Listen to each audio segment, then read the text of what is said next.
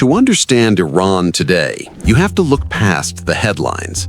For over 4 decades, the Islamic Republic has operated under a unique premise that the government is responsible not just for the security of its citizens, but for the salvation of their souls. This isn't just about tradition. It is about a system where the state possesses a total monopoly on enforcement, turning religious jurisprudence into inescapable law. From the food on the table to the thoughts in a classroom, we have identified 15 key restrictions that rewrote the DNA of daily life.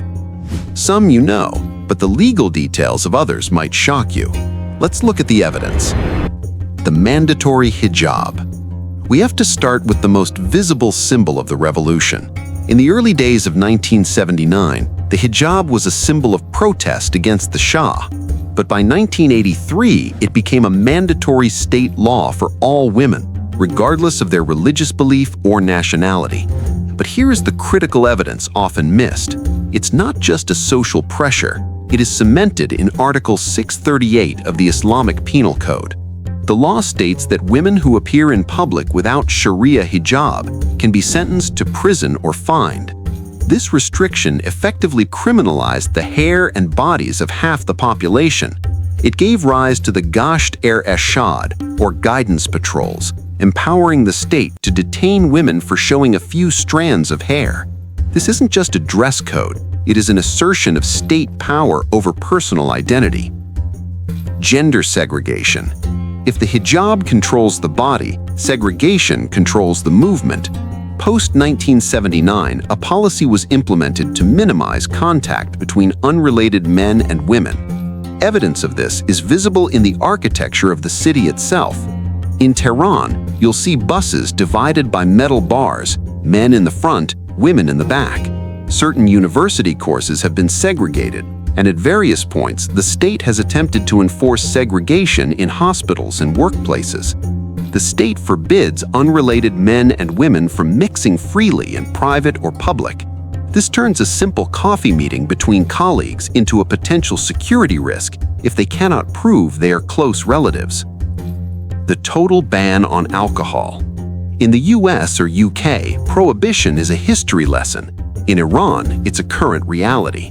Before 1979, Iran had a thriving domestic wine industry. After the revolution, the consumption, production, and trade of alcohol were banned for all Muslims. The legal enforcement here is severe. Under the Islamic Penal Code, consumption of alcohol is punishable by 80 lashes. However, the ban created a paradox. Iran has one of the highest rates of bootleg alcohol seizure in the region. The ban didn't stop drinking, it drove it underground, leading to a public health crisis involving poisoning from unregulated homemade spirits. Censorship of music. Music acts as the heartbeat of a culture, but after 1979, the rhythm changed. One restriction remains absolute: the ban on female solo vocalists performing for mixed audiences. The clerical establishment argues that a woman's singing voice is aura, something that should be covered or hidden, as it may arouse men.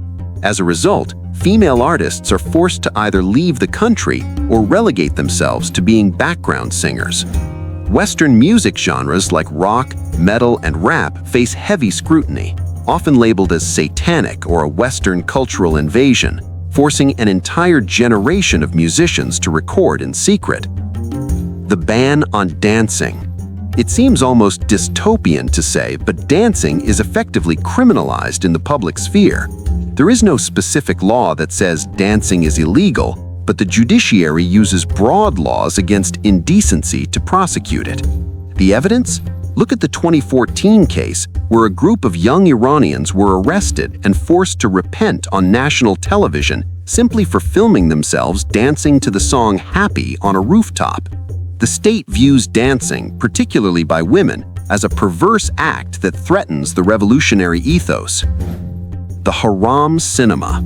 Iranian cinema is world-renowned, but it exists inside a cage. Every script, every cast list, and every final cut must be approved by the Ministry of Culture and Islamic Guidance. For decades, physical contact between men and women on screen was forbidden. Women must be veiled at all times, even in scenes depicting the privacy of their own bedroom, a visual contradiction of reality. Directors who cross these red lines are accused of propaganda against the state. This censorship forces artists to speak in metaphors, creating a unique cinematic language born entirely out of restriction. Satellite television bans. In the mid-90s, the Iranian parliament passed a law strictly banning the use and distribution of satellite equipment. The goal was to block Western cultural invasion via channels like BBC Persian. Despite this, reports suggest that over 70% of Iranians own satellite dishes. This creates a mouse and chase game where police launch raids to dismantle dishes, only for citizens to replace them the next day. This restriction highlights the state's desperate attempt to control the narrative, viewing foreign media not as entertainment, but as a soft war. The Halal Internet. Moving to the digital age, the restrictions evolved into what the state calls the National Information Network, or a Halal Internet. Major global platforms, YouTube, Facebook, and X, are blocked. The irony? High-ranking officials maintain active accounts on these platforms to communicate with the world, while regular citizens must use VPNs to access them, an act that itself is often criminalized. This digital segregation is justified by the state as protecting the youth, but critics argue it is primarily used to stifle dissent. Religious minorities. The Constitution of Iran recognizes Christians, Jews, and Zoroastrians. However, there is a glaring, tragic exception: the Baha'i faith. Since 1979, the Baha'is, Iran's largest non-Muslim religious minority, have faced systematic persecution. The state labels the faith a heretical sect. Baha'is are banned from higher education. If a student is discovered to be Baha'i, they are expelled. They are banned from government employment. This is institutionalized discrimination based solely on theological differences, effectively stripping thousands of their civil rights. Prohibition of conversion. Freedom of religion implies the freedom to change your mind. In the Islamic Republic, however, a Muslim changing their faith is a capital offense. This is the law of apostasy. While the Civil Code doesn't explicitly mandate the death penalty in every text, judges are constitutionally instructed to refer to Islamic fatwas where the law is silent. This puts converts to Christianity or other faiths in grave danger. The restriction is clear: you can be born into a religion, but you cannot leave it.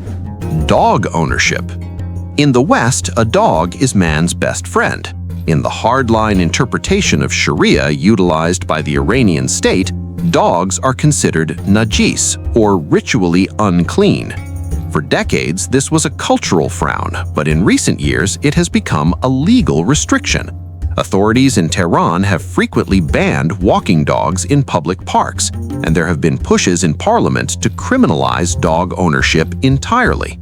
The state views pet ownership as a blind imitation of the West, turning a simple choice of companionship into a political act of defiance. Dress code for men. We often focus on women's dress codes, but men also face religious restrictions. Since 1979, the necktie has been vilified as a symbol of Western imperialism. You will rarely, if ever, see an Iranian official wearing a tie. Furthermore, wearing shorts in public is strictly forbidden for men. It is considered undignified. The state polices male bodies to ensure they conform to the revolutionary aesthetic of modesty. Restrictions on Sunni Muslims. Iran is a Shia-majority state. While Sunni Muslims are a recognized branch of Islam, they face significant restrictions, particularly in politics and worship. Despite millions of Sunnis living in Iran, human rights reports have long highlighted the refusal of the state to allow a dedicated Sunni mosque in the capital, Tehran. Sunnis are often barred from high-ranking political positions, creating a glass ceiling based on sectarian lines. LGBTQ+ rights. Homosexuality is a crime in Iran, punishable by corporal punishment or death under the Penal Code. However, a strange and unique paradox exists. A 1987 fatwa made gender reassignment surgery legal. Why? Because the state would rather have a man surgically become a woman than exist as a gay man. This puts immense pressure on gay individuals to undergo surgeries they may not want simply to exist legally.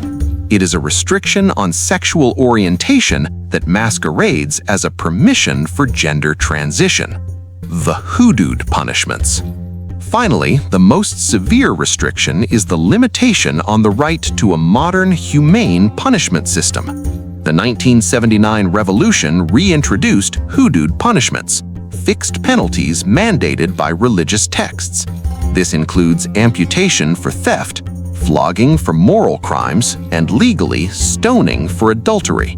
This legal framework binds judges to medieval physical punishments that the UN classifies as torture. It is the ultimate restriction, the state's claim over the physical integrity of its citizens. These 15 restrictions paint a picture of a society under immense pressure, but they also highlight something else: the incredible resilience of the Iranian people. For every restriction, there is a workaround. For every ban, there is an underground alternative. History shows us that laws can control public behavior, but they rarely succeed in controlling private beliefs. What do you think is the most surprising restriction on this list? Let us know in the comments below, and don't forget to like and subscribe. Thanks for watching.